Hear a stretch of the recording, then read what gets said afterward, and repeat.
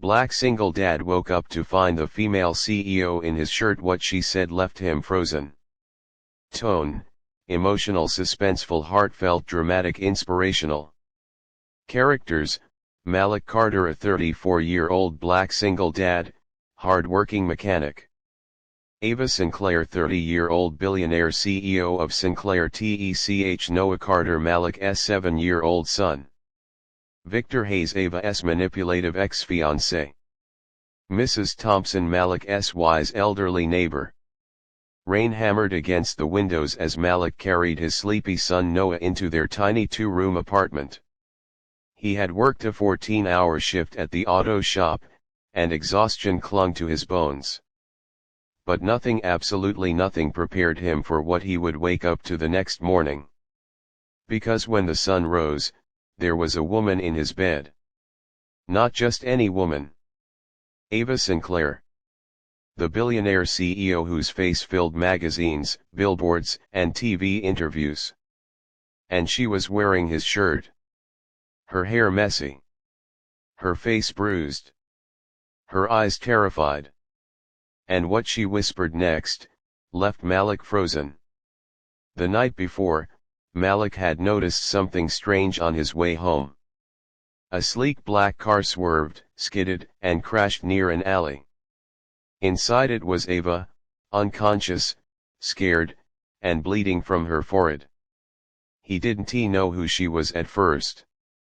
Just a woman in danger. He picked her up gently and rushed her to his apartment because the hospital was 40 minutes away and the storm had blocked the roads. Noah had asked, "Daddy, who is she?" Malik had replied, "Someone who needs our help." He cleaned her wound, gave her his shirt, and let her sleep in his bed while he slept on the couch. Malik woke up to the smell of coffee. He stepped into the kitchen and froze. There she was. Ava Sinclair. CEO of a multi-billion-dollar empire. Barefoot, in his shirt, making breakfast with Noah. Noah giggled. She said she doesn't know how to crack eggs right. Ava smiled weakly, but her eyes held fear. Then she whispered to Malik, "Please, don't let them find me." He stared, confused. "Find you who?" Her hands trembled as she clutched his shirt. "My fiancé. Victor. He tried to kill me." Malik felt his chest tighten. This wasn't a random accident. This was a woman running for her life. Ava told him everything, how she discovered her fiancé Victor was stealing millions from her company. How she confronted him.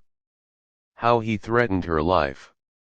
How he chased her in his car, forcing her to crash. And then she whispered the words that shattered Malik's heart, "I had nowhere to go, and you were the only safe person I saw."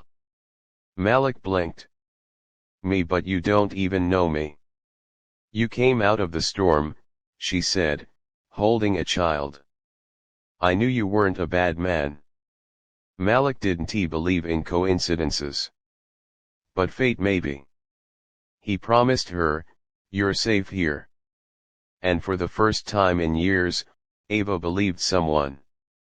Over the next days, Ava stayed hidden in Malik's apartment. She helped Noah with homework. Cooked meals with Malik, listened to Malik talk about losing his wife to cancer. She saw how he worked 2 jobs. How he still found time to read Noah bedtime stories. Ava found herself smiling again. Laughing again. Healing. Noah adored her. Malik trusted her. And Ava felt safer with a mechanic in a tiny apartment than she ever felt in her mansion surrounded by guards. One evening, she told Malik, "If I survive this, I want a life like yours. Simple. Honest. Real." Malik felt something he hadn't felt in years. Hope. Just when things calmed, a black SUV stopped outside Malik's building. A man stepped out. Sharp suit, cold eyes.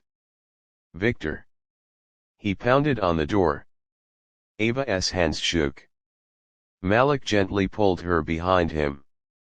Victor shouted, I know she's in there. The whole world will believe me over a broke single dad. Malik's eyes hardened. He opened the door only a few inches and said calmly, you touch her, you'll have to go through me. Victor laughed. You're nobody. But Malik didn't move. Behind him, Noah suddenly hugged Ava's leg and said, don't worry. My dad protects people. That single sentence changed everything. A neighbor recorded Victor screaming threats. Police arrived. Ava finally revealed the financial evidence against Victor. He was arrested on the spot. Days later, Ava invited Malik and Noah to her corporate headquarters. She stood in front of hundreds of employees and said, I survived because of a man who had nothing, yet gave me everything. He protected me more than all my money ever could. Then she turned to Malik. Everyone watched. Ava took his hands and whispered the words that left him frozen, can I stay in your life, not because I need protection, but because I want to be part of your family. Malik couldn't breathe for a moment. Then he smiled softly. You already are. Noah cheered, does that mean I get a bonus, Mom? Ava knelt, hugged him, and said, if you'll have me. A year later, Ava and Malik opened a charity foundation helping single parents. Noah called her Mom. Ava called Malik my safe place. And the world called them a miracle family. Because sometimes, love doesn't come from luxury or power. Sometimes it comes from a stormy night, a broken car, a borrowed shirt, and a single dad with a good heart.